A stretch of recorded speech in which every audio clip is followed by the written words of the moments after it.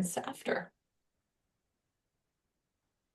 So again, thank you everyone for joining us for the Sage and Data Axle webinar today on understanding business and consumer data sourcing. We're glad to have you here with us to talk data, all in celebration of Love Data Week. Just a few housekeeping items before we get started. If you experience technical difficulties, please try to restart your Zoom application and rejoin us.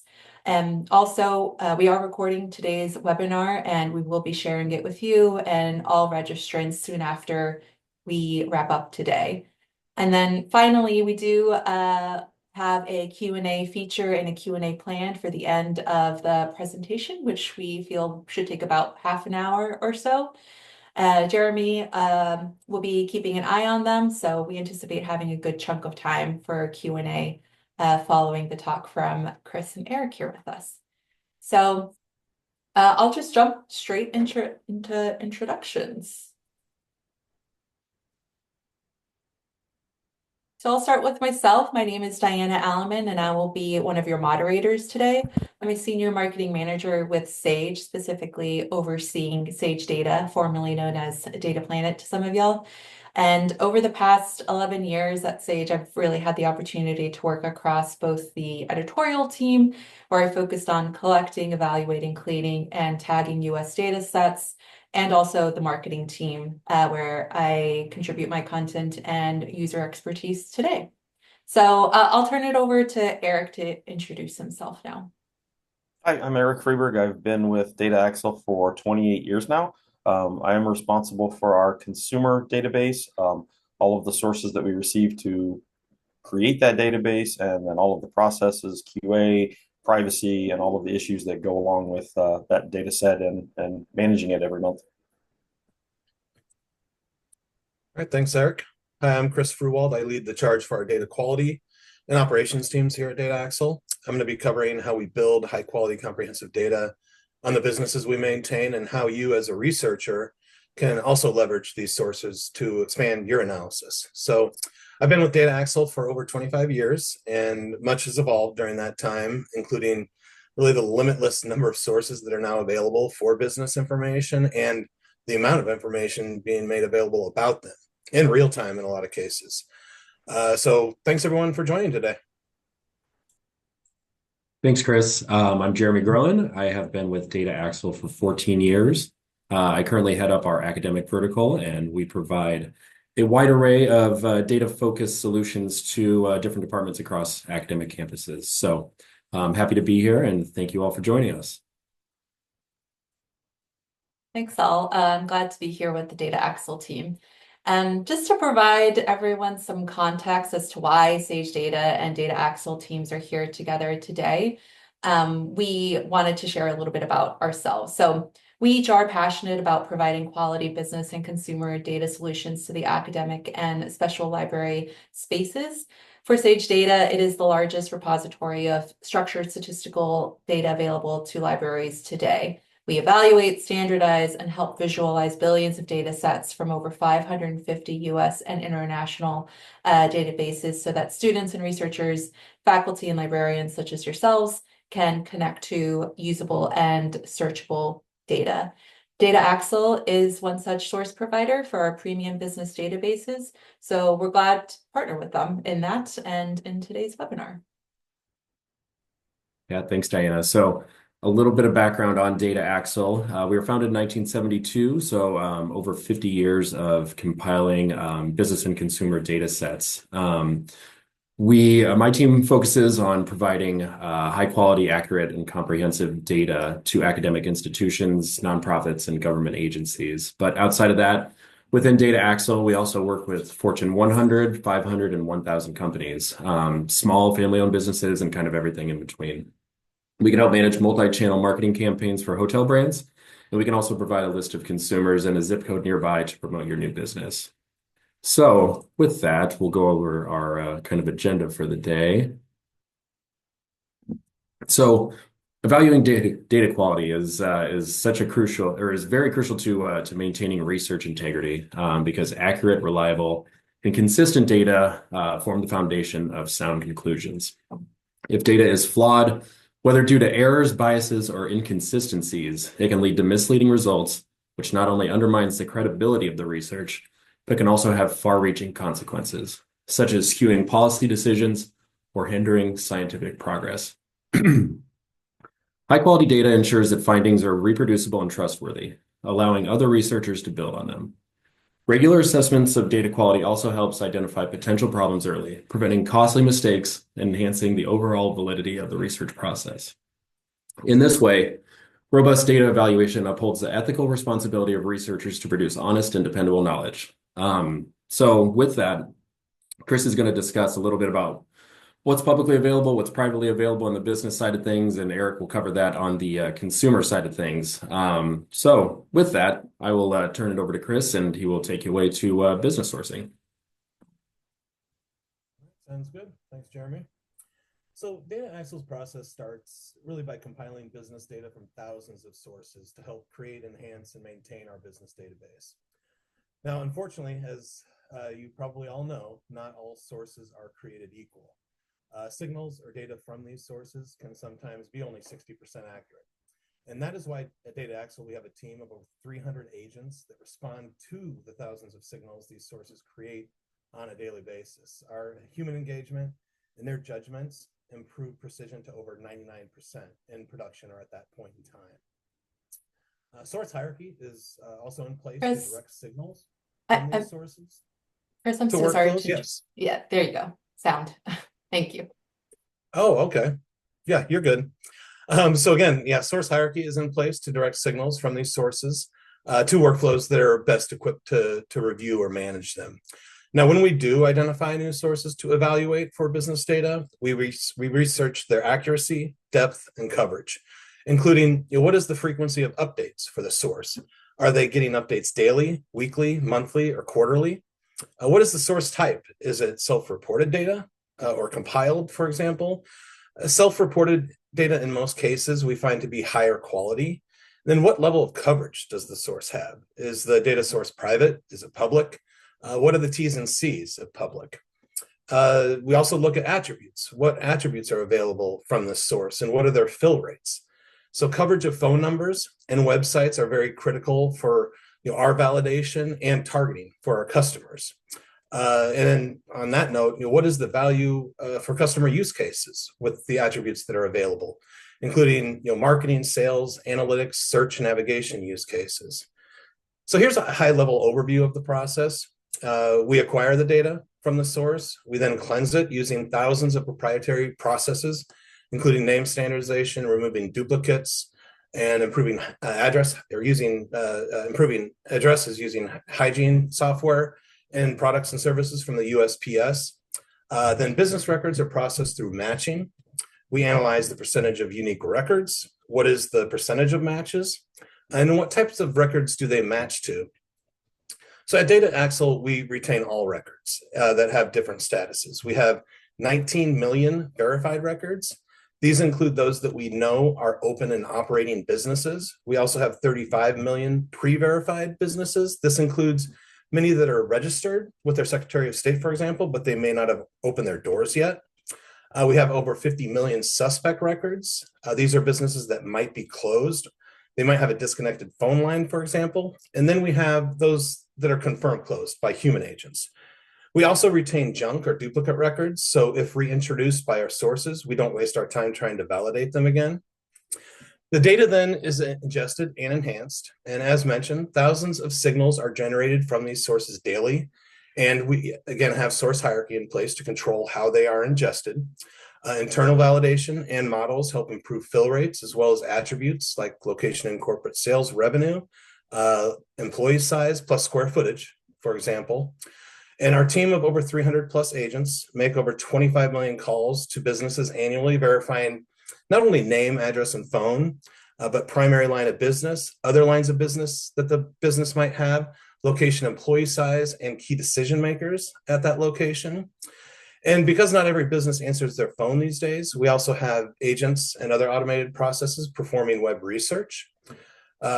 Sources and signals ingested into the Data Axle database are continuously monitored through our validation workflows based on source hierarchy and the confidence that we have in those sources. And really through this process, and big reason why we do it, we are able to identify any changes to source quality and coverage and make any adjustments as needed based upon that analysis. If we move on to the next slide, we can dive more into our sources that help build and maintain the 19 million plus businesses we have in the United States and Canada.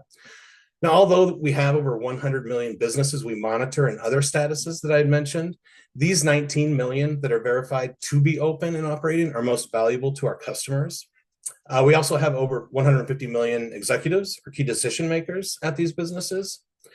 And then Data Axle sources include new business activity that we monitor from secretaries of state and other government municipalities for new business registrations, including permits and licenses. So, for example, if you as a researcher want to understand the filing date and status of a business, you can go directly to these sources to do business lookups. So if you're wanting to research if their status is active, inactive, or dissolved, for example.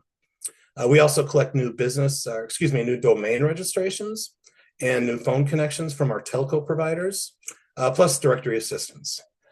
We also receive submissions daily directly from SEOs or search engine optimization companies through our local listings premium product. And this includes businesses, both small businesses and chains. So like your Starbucks and Chick-fil-A, for example. Business owners can also claim the listing for their business to control how that information about them is displayed through online local search. We also get user feedback from local search and navigation partners. We monitor store locators for chains, which of course are publicly available for search to find your favorite place to eat or shop. Industry directories, medical specialty directories, like activations, updates and deactivations from NPI or a National Provider Identifier. Now, this source, this is another source that has public lookup functionality. So if you want to better understand the status or specialty of a medical professional, you can do that there. Public data sources, including federal filings like SEC.gov for EDGAR for public companies. So this information can be found on corporate sales and employee size that's collected and made available there, plus information on executives. You can use FDIC for banks. So if you're interested in asset size for financial institutions, that can be found there. We also get daily updates from Pacer for bankruptcies, another public source.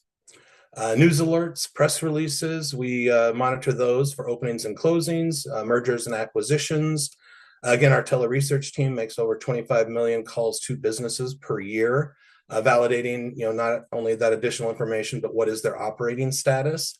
We also collect very valuable information from company websites and social media activity, including hours of operation and year established, for example. Online closed banners is a great signal that a business is closed as well, that's routed through our verification and validation workflows. Then attributes we make available from source ingestion and data enrichment include not only name, address, and phone, but the number of employees at the location and corporate level. We have the same for sales revenue, and we have both actual and estimated values, except for location sales volume. That is all estimated. Year established can be derived from new business registration sources or collected from company websites made available to you. Public filings are available for bankruptcies. We get EINs and UCC filings as well. We also build relationships within a corporate family. This is a big value add to a lot of our customers or our corporate linkage. This identifies if the business location is an ultimate parent, a headquarter, a subsidiary, or a branch, and what the reporting structure is within that corporate family. And in addition to that, we also create location linkages, which is business's relationship to other businesses at the same location, identifying the primary business, professional, department, or separate business or kiosk at that location. So this could be identification of a Subway or an ATM in a Walmart, for example. Key decision makers at a business and their email are also collected by Data Axle, specifically for our customers that are using our data for sales and marketing use cases. And then all updates we make to businesses are made in real time on the Data Axle platform, and our customers can subscribe to receive these updates daily, weekly, or monthly. With that, at this time, I will pass it on over to Mr. Eric Freeberg to cover consumer data. Thanks, Chris.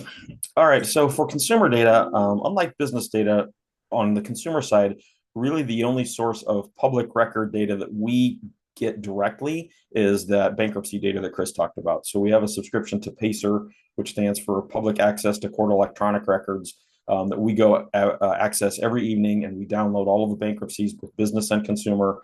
Once we get them in-house, then they go through some cleanup by some manual processes, and then the business records get split off and go to the business database, and the consumer ones go off and get split to the consumer file. But that really is the only source that we go out and access directly. There are over 3,200 counties in the United States, and we get deed information and assessor information from both of those, from all of those counties. So to go out and collect that directly on our own every day, because that's when deed registrations are filed, would be a daunting task. So we actually contract with third parties to go out and collect that data for us, and then they deliver it to us. It's still not perfect data when we get it, so then we have processes that we go through to clean the information up as it comes in. We don't include things like people that buy a property as a trust or people that buy it under as an organization name. We only want the individuals whose names are on that property. So that's part of our process that we go through to clean that data. Other public sources of information that we receive, we get hunting and fishing licenses from a number of states. But again, we have a collector that goes out and picks that information up for us, and then we get it from them. The same thing is true for voter registration information. There are still 19 states that will allow their voter registration data to be used for commercial purposes. So they go out and they collect that information generally after a general election, and then they provide that information to us. That's also a great source, in addition to name and address data, of age information. We get dates of birth from voter registration information. So then we bring that information in. Excuse me. A lot of the data that we get, though, are from third parties that collect it from other places. So online and offline registrations, warranty cards, billing statements from credit card bill processors. It's not the credit information, but we get the address information, the name information that and we know they're at that address because they used a credit card recently. So we get that data to use and validate in the database. We go through, before we accept any sources into our database, we go through an evaluation process when we get a potential new source. So for instance, if we're looking for age data right now, we have kind of low coverage on the 18 to 25-year-olds because they're more mobile. They don't exhibit the same behaviors as older people did. So we're going out and looking for sources of that data. We won't ask those sources just for 18 to 25-year-olds. We ask for a wider range of information, because then we can take the data that they give us, match it to our current database. If we get good matches on the older age ranges for the individuals that they provide us, and their ages match the ages that we already have, then we're going to be pretty sure that the lower buckets are accurate as well. So then we'll accept those sources in. We don't go out and just say, oh, hey, this source has age information, let's bring it in and add it to the database. We go through a strict evaluation process before we accept anything into the file. We also then look to see how often do they update the information. The nice thing about age or date of birth is what we get. We get dates of birth so that we can calculate ages. That's something that once you get, it doesn't change. So while we would like to get updates of incremental individuals, a lot of our age data is one-time purchases that will then go back a year or 6 months later and say, do you have anything incremental? And then we'll come back and get those newer records as they come in. How do they collect the data? A lot of the public sources, those are great sources of information. They're generally government sources. It's accurate data because the government uses it. So we're happy with the quality there. How do they maintain it? What's the coverage? Like the example before, we have a lot of sources that can provide date of birth information, but they're not covering those lower buckets because those individuals are harder to find. And then what attributes do they have? Not every source will provide every attribute that we have on our consumer file. So that's where we have to go out to a number of different sources to bring that data in to get a good profile of an individual and a household. Once we get the data, then we have thousands of proprietary programs that go through and they check for What do the names look like? So do we have first names, last names, or has the source somehow inadvertently turned them around? Then we can straighten them back out. Are all of the postal abbreviations correct? Are there any profane names? I'm sure that you can understand that if somebody's going out and they're registering online, people get very creative on some of the names they enter into those sites. So we get that data, we make sure that there's nothing obscene in the name. If it is, we reject the record and get rid of it. Misspellings, there may be 3 different ways to spell the name Rachel, and depending on the sources we get it from, we'll make sure that we're spelling it properly based on the record that we may already have in the database. We may just be updating some information on that person, but it could be that one company spells it one way, but we've got it from 3 other sources another way. We're going to keep the way that it was spelled on those 3 other sources. And then we go through and we dedupe during our build every month. We don't want to have a bunch of duplicate individuals. So if they have they're junior senior situations may have the same name, but even if they don't have a junior senior suffix, if they have 2 different dates of birth, they're going to be 2 different individuals in our database. We put the database through address hygiene every month. So we go through the postal service processes. We make sure that all of the addresses are standardized. We run it through NCOA to make sure that if someone moved from one address to another, we catch that. They filled out the card or the online form at the postal service. We move them from one address to the next. We run the database through DPV, which is delivery point validation, to make sure that the addresses are deliverable. We provide LAX. We go through LAX Link, which isn't as prevalent as it used to be, but this is the process that converts a rural route type address to what is a city style delivery. It happened 15 or 20 years ago, but there are still some areas that are still switching over. So we still go through that. We do deceased identification as part of our hygiene process. So every month we get an updated version of the deceased master file from the Social Security Administration. We apply that to our database. Anybody that matches, we identify as deceased. We remove them from the database or remove them from the marketable view or active view of individuals in the file. We have source prep processes. So every source that comes into us, we run it through some source prep to make sure that the data is received the way we expect it to be received. Are the fields that we want populated? If not, we'll go back to the vendor and tell them there's an issue with the file, either have them send us a new one or give us an explanation of why they're providing the data the way they are. In some cases, it could be that the state used to provide the number of bedrooms on assessor records and suddenly they stopped. So we get that information from them. We do put together on average around 29 billion records every year to build our database. We do a monthly release of that file. And then we have proprietary models that we go through to model things that aren't readily available. So many people would think that income is something that could be available through the IRS. It's not. There is no source of income information that we data marketers can get anywhere. So we have to model incomes based on some survey data that we have that's a nationally syndicated survey that we go through. We use some census information, and then we have a model that outputs what we believe the income for that household is.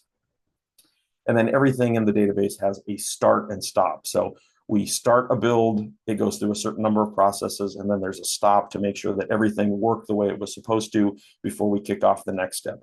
If we don't want to go through, especially with the size of our file, which is over 300 million records, we don't want to go through and started it and then get to the end and go, oh my gosh, something's wrong. We have to start all over again because it takes a long time to build. When we get done with the database, we have some processes that go through to look to see for all of our attributes, are there any differences of 5% more or less? If anything changes by 5%, we'll go through and look to see what happened. In many cases, it's that we received a new source. We knew that that was going to happen. It looks right. It's the way it's supposed to be. In some cases, there may have been a bug in the system, and for some reason, a whole attribute got dropped or some part of it was missing. In that case, we can go back and fix it, or we can explain there was a problem. You, customer, you're going to not see it this month, but we're going to get it fixed for next month to deliver to you. Okay. And on the privacy side, of course, privacy has been a big issue on consumer data for a very long time. We go back to 1999, I think, is shortly after I started with the company, when the motor vehicle registration and driver's license information was no longer made available to anybody for commercial purposes. So that was a big source that we used to use, couldn't get it anymore.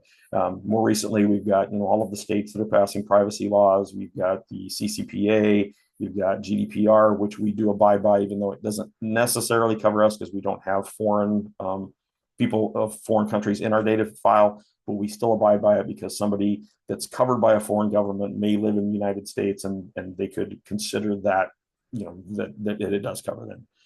We don't have any HIPAA data, any health information in the file that comes from doctors or hospitals or insurance companies, so we are HIPAA compliant. And then with all of those privacy regulations, we do have the ability to go through and remove people that don't want to be in our database, that don't want us to provide their information. And we can also go through and provide them a profile of the data that we do have. So some people, once they get that, they'll go, okay, there's nothing really important here. It's harmless. Go ahead and you can still use my information. Some people say, nope, I want out of your database. I don't want you to provide my information anymore. We do suppress those records when we have checked. We are compliant with both CCPA and GDPR. We remove most of the detailed information for a record, but we will keep the name and address, just because we don't want another source to come in 6 months from now and give us that same information, reactivate that record, and then start providing it again and not be compliant. So we do handle the data that way. All right. Next slide is we'll talk about a little more about our sources. So our current database, we've got 255 million consumers. That's about 165 million households. We do have a separate Canadian database. Canadian privacy laws are really strict. The data in Canada, the only thing that's made available is records that can be pulled through directory assistance sources. That's the only thing we can use to create Canadian data. For the 255 million US consumers, that count is a little higher than the number of adult individuals in the country, but it's because we're basically a marketing database. So you may have a snowbird that lives in Boston half of the year, lives in Arizona half of the year. We have both of their addresses in the file because they're reachable at both places, so they're going to get counted twice. Same thing with households. We consider a household to be a group of people with the same surname living at the same address. So a family that's at an address is considered a household. 4 roommates that live at the same address are considered 4 separate households. They have different surnames. They're different entities as we're concerned in our file. So, the things we have demographics, we've got emails. That's a separate database that we have. We have an occupant file, which is just a listing of all the valid addresses in the country.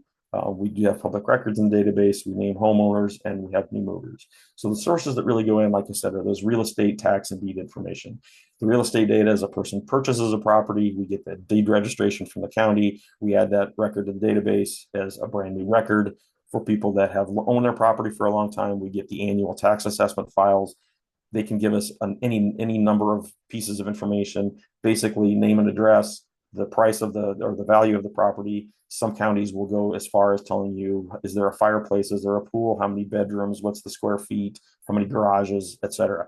Whatever we get, we will make available if the count is high enough to make it worthwhile for our customers. The telephone white pages, they don't actually publish many white pages anymore, but this is directory assistance information. So we have a daily feed of people that connect and disconnect landline phone numbers.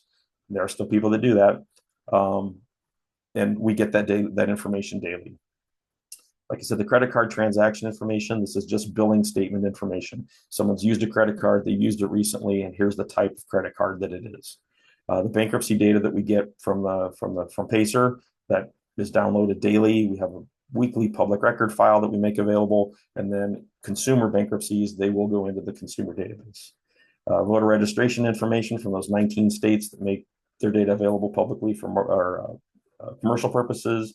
Registrations and subscriptions, so people that register online to receive products, they may register to get educational information, they fill out a warranty card when they buy an appliance. We get that information because they've given permission for it to be used for marketing purposes. And then even like I said, we haven't received driver's license information for over 30 years. If the person is still at the same address, they haven't moved, that is still a source of information in the database. And then finally, the US Census information, that's going to be very high level data that comes from the Census Bureau. It's not at an individual household level. It it gives the characteristics of a small group, a small demographic or a small geographic group of where people are living. And we have that available on the file as well. So like I said, at the individual level, we've got details for all the household members. We've got their date of birth if we can get it. We think we've got about 83% of the individuals in our file have a date of birth. We indicate who is the head of household, what's the marital status of the people in that household. If there's a spouse, who are they? And then in the states that still allow it, and they're becoming more and more that aren't, the ethnicity of those people. So that's another big privacy issue that's come along. I think we've got 13 or 14 states right now that have made ethnic data sensitive information. And in order for us to provide that to our customers, the person has to have opted their ethnic data into our database. So we've just removed everything in those states currently, and we're seeing those laws continue to pass. So at some point we'll reach a tipping point, and we'll just remove ethnicity, religion, language spoken, things like that from the file.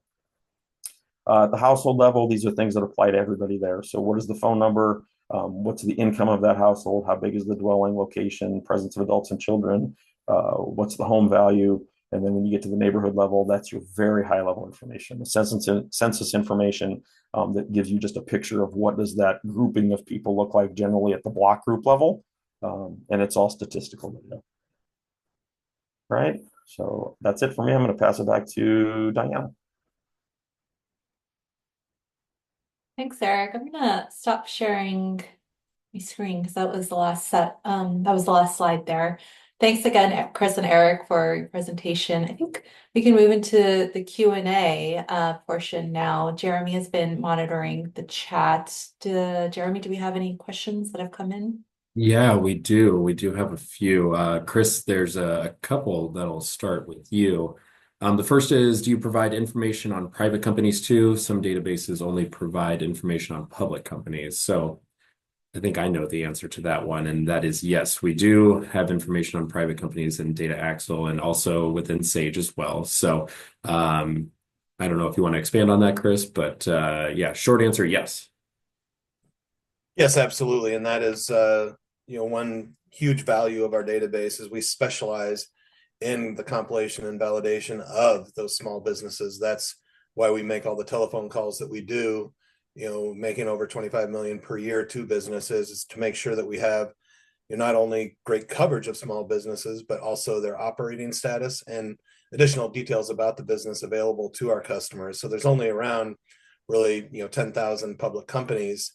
So all of those, yes, are monitored as well using the same validation workflows, but then we also have additional sources we collect information from, like sec.gov or EDGAR, where we're looking at 10Ks, 8Ks to understand the financial information about the business. What is their corporate sales? What is their corporate employee size, as well as executives at the business? And then, like I'd mentioned during the presentation, a lot of times information on financial institutions, we compile asset size, and that can also be collected from sources like FDIC, for example. Great, perfect. And that's a good lead in for the next question that asks about, what about nonprofit entities? Yes, for businesses, we do collect nonprofit entities from another public source, irs.gov. So that information is collected and ingested into the business database on a quarterly basis is the frequency for that data. And we have that information available. I'm just going to keep peppering you since you're off mute. The next one is, we talked about corporate families. So what about subsidiaries of U.S. companies that are located in other countries? And this could tie into Diana as well with Sage. Okay. So we do have international data. Lost your volume, Chris.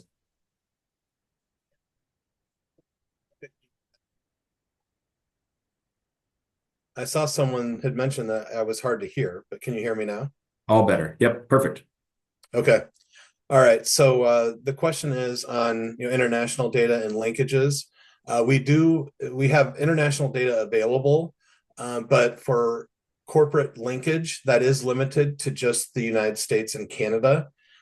So if there is an international ultimate parent, we will identify that with an international parent flag. So you will have that information or intelligence on that, but we do not have international locations in our business database that provide that linkage.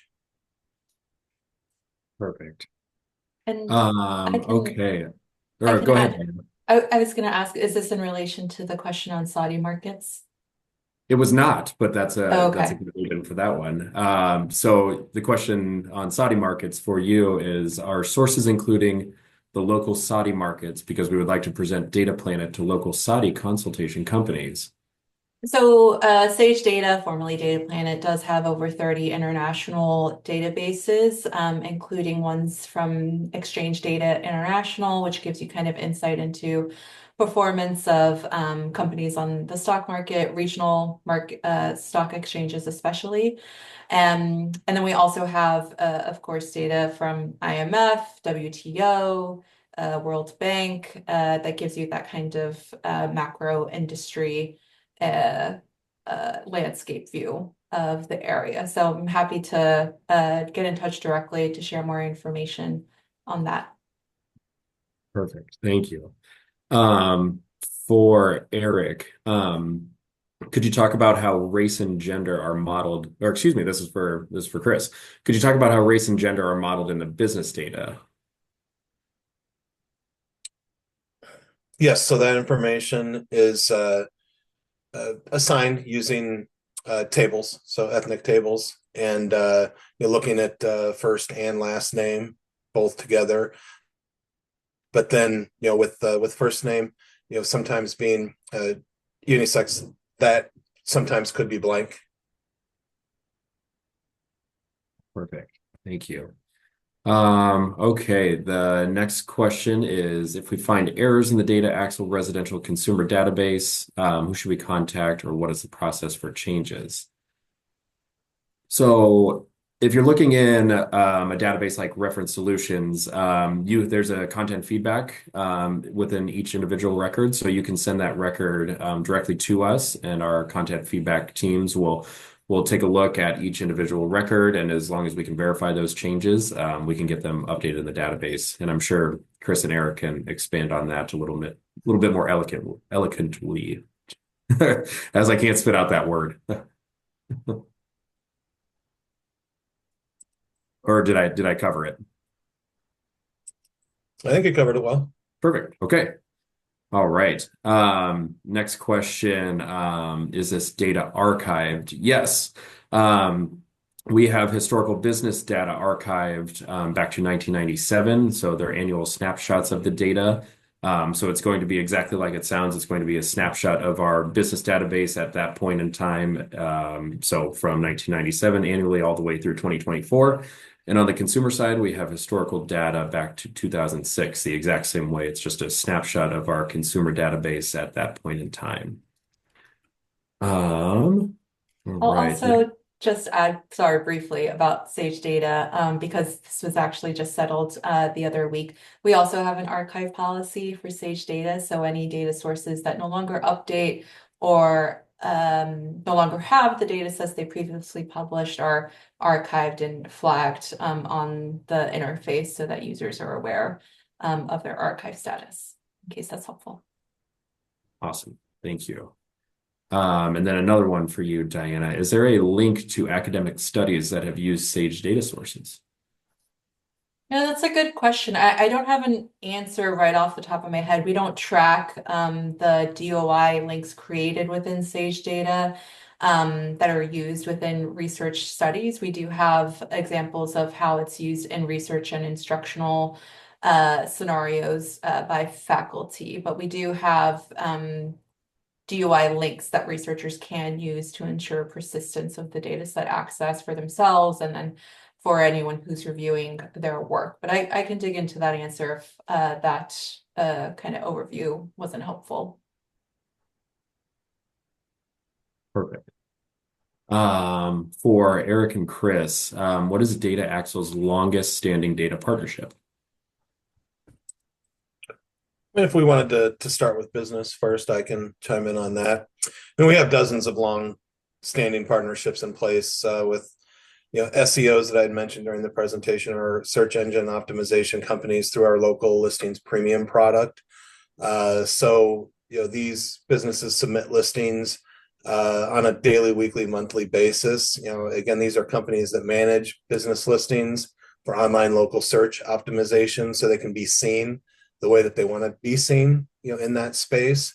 We also have dozens of other partnerships in place with collectors of contacts and emails. Those are probably the two big ones. Eric?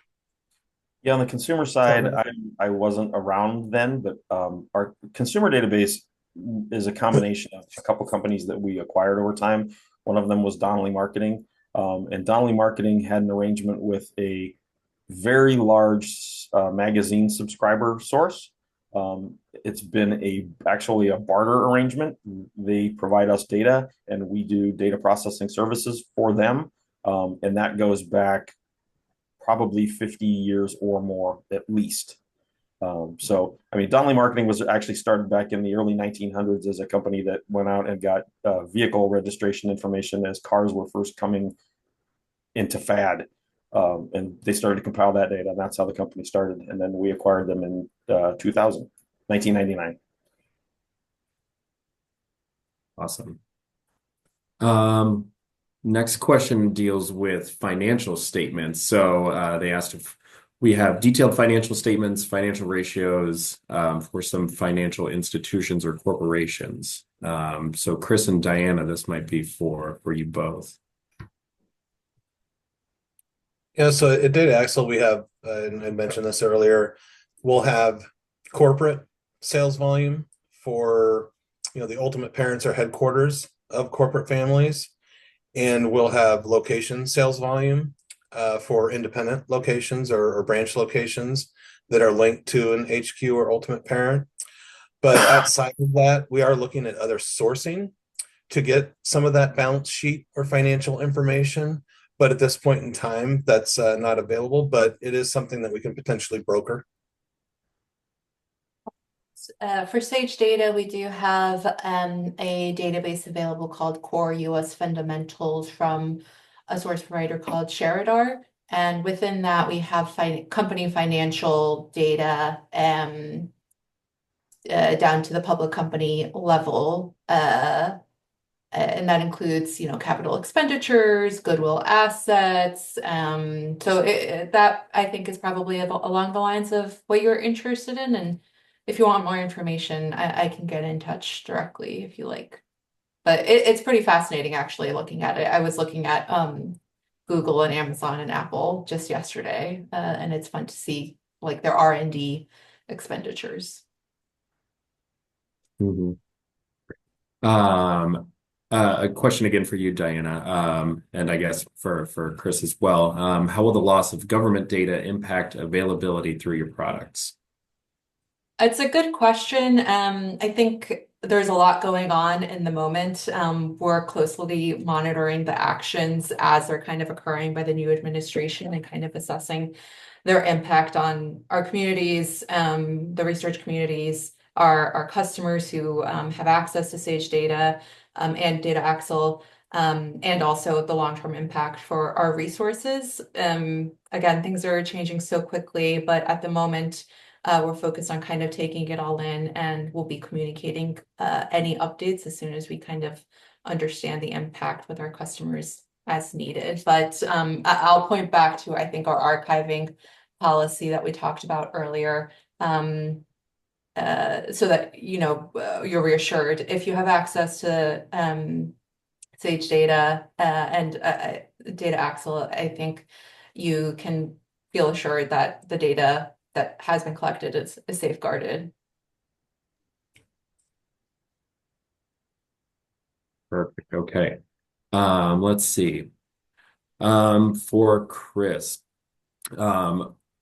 question about U.S. companies with subsidiaries overseas. If you are looking at corporate families in the U.S., will it show the subsidiaries that are out of the U.S.? Yeah, I think that was asked earlier, Jeremy. Oh, the answer to that question is no. Okay. But we do have like international parent flags for corporate families in our database, and we'll have linkage that's limited just to the United States and Canada. Okay, got it. And a follow-up question about race and gender. Does that mean that both labels are being assigned based purely on people's first and last names? Yeah, it is. They are model attributes. Just due to the sensitivity of the questions, we don't ask that during our telephone interviews. Got it. Okay. Yeah, I mean, And there's some information that we collected through the SBA for the PPP loan program where we collected information on like minority-owned businesses. That information is still available across the board, but it's attached to the businesses, not necessarily the owner of the business, although they are flagged as minority-owned. thank you. Okay, and for Eric, with the new consumer privacy laws, how can consumers control their personal data and enforce their rights when businesses have it and use it how they see fit? So at Data Axle, we actually have a link on our main page that actually goes to our outside counsel that then sends a list to me every week of people that are opting out of our database so they don't want their information made public anymore. So we take that information every week, we apply it to the database, and then it gets updated through most of our platforms within a week. We also have there's other laws around the country. There's a Daniels law in New Jersey where the data has to actually be totally redacted from the database. We're abiding by Daniels law. We get updates every day. Sometimes it's only 1 or 2 records, but it's anybody that was a officer of the court, so judges, anybody that worked in the court, and then police officers and their families as well. So we're removing that information as well. If the customer doesn't want us to provide their information, we're not going to provide their information. That's been the policy long before CCPA or GDPR or any of those things. If they want us to stop providing their data, we stop providing their data. Great, thank you. Okay, and for Chris and Eric, how often are you hunting for new data sources, and how long does the evaluation process take before you onboard new data? I'll start with that one then. I mean, we're always looking for new sources, so it's a continuous, ongoing process, and you know, the evaluation and onboarding time can. Your mic again, Chris. What's that? Can't hear me? Yep. Oh, Yeah, it's like it why don't fades you a go ahead little first, bit. Eric? Okay. Yeah, why don't you So, go ahead first? Yeah, like Chris started with, we're constantly looking for new sources. We always have sources that are on deck to be looked at. From the time we analyze one to when it gets into the database, generally a couple months, and a lot of that is due to all of the back and forth with our legal department and the legal department of the companies that we're trying to access or get data from. There's a lot of run lines that go back and forth between what they'll accept, what we'll accept. But once we get it, as long as we've got sample data to work with to start, then we usually have that from our evaluation. We can prepare for that source data to come in. And once the deals are signed, then we can get it up and ready and into the database as quickly as possible. I'll also add from the Sage Data side, I'm not on the editorial team, but I was previously, and like Chris and Eric, we're always looking for new data sources to really make it usable for everyone.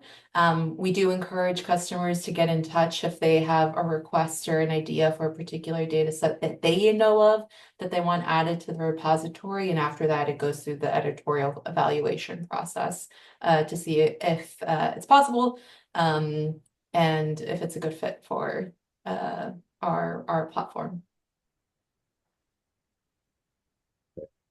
A question that says they had an issue with their individual consumer profile and how it's listed in Data Axle, and then how would they know that the data on businesses is any more accurate? So with your listing on the consumer database, if you notice inaccuracies, you can again send a content feedback form right within your record, notifying what is inaccurate, and someone on our content feedback team will reach out to you within 24 to 48 hours, and we can get that information updated. If that isn't timely enough, you can send it directly to me. I'm happy to get it updated and have it reflect a little bit more accurately of your current situation. So, and then how that changes on the business side. As Chris mentioned during his portion, there's a lot that goes into aggregating our business and consumer information. So we spend a lot of time and money making sure that we are the most accurate business data provider out there. So Chris, if you want to expand any further on that, feel free. Yeah, Jeremy, you covered it great with content feedback. We have a team here that takes inbound calls, emails from customers and users of our data daily that will update your business and consumer information if you want to be suppressed from our consumer database, for example. Then if you want to claim your business, if you feel that there's information incorrect or you wanted to enhance your profile so it can be seen out there through online local search the way that you want it, you can visit local listings dataaxle.com. So that's local-listings.dataaxle.com, and you can claim your profile there. And if you do have any issues with that platform, there's a number that you can call that will go directly to the content feedback line, and they will help you through the process. Great, thanks, Chris. A question for Diana. How would Sage Data compare to Demographics Now if we were looking for a replacement for business and marketing classes? Good question. I actually only recently learned about Demographics Now retiring at the end of March. So I think the most helpful answer there is to talk a little bit about what Sage Data is and offers compared to Demographics Now. By the name itself, and just like a quick overview of what they specialized in, a lot of it is demographics, surprisingly, and business information. And Sage Data certainly has that in spades, especially thanks to our premium partnerships such as DataAxle, Claritas, and Easy Analytics. And then also we have like the vast majority of the repository is a mix of public and private or licensed databases that really span research across the social sciences. So it's very much a cross-disciplinary resource that can support business and especially marketing research, but also support research across different departments and schools on campus. So I'd probably say in terms of scope and coverage, it's a bit more robust than Demographics Now and can support more beyond just the business or marketing departments at your institution than Demographics Now. Awesome. Thank you, Diana. I think our last question was, or is, what products databases are available from both platforms, Sage and DataAxle? So Diana, if you want to go ahead and, or we can follow up directly with that after the presentation, if you just want to give a general overview. Yeah, of course. So for Sage Data, we have our main go-to, we call it Sage Data Core. It again is inclusive of 550 databases from over 90 source providers. It includes US and international data and can go as specific as the census block all the way up to the country level. And we also provide a suite of premium databases, which includes 3 DataAxle databases, which Jeremy, Chris, and Eric can talk a little bit more on. But we consider our premium database add-ons as supplementals, really helpful and useful for business and marketing research, both in the classroom and in the actual workplace. Yes. And as far as what's available on the DataAxle side, we have current business and consumer information, all at the site level for businesses, and then at the household and individual level for consumers. So there's detailed information, kind of circling back to what business or what Chris and Eric discussed during their portions of the presentation. We can really drill down on the specifics of businesses and individuals. What their interests are, vehicle information on the business side. There's sales volume, number of employees, just kind of some core business information, and then we have that information archived historically, which is available in the Sage data product. So the nice thing about our historical data in the Sage product is it can link up with all those other different data sets that they make available. So you can really blend in our data to kind of tell a good story. So we're happy to provide additional information once the presentation wraps up if you'd like more details. And I think that was the last question that I see. We'll give it maybe another 15, 30 seconds if anybody has a last minute thought. Otherwise, Diana can take us home. Excellent. Yeah, well, thank you all for joining us today. Thank you again, Chris, Eric, and Jeremy, for your time and your expertise. Again, we will be sharing the webinar with everyone who registered today or early next week. And thank you for joining us. Have a great day and a great upcoming weekend, everyone.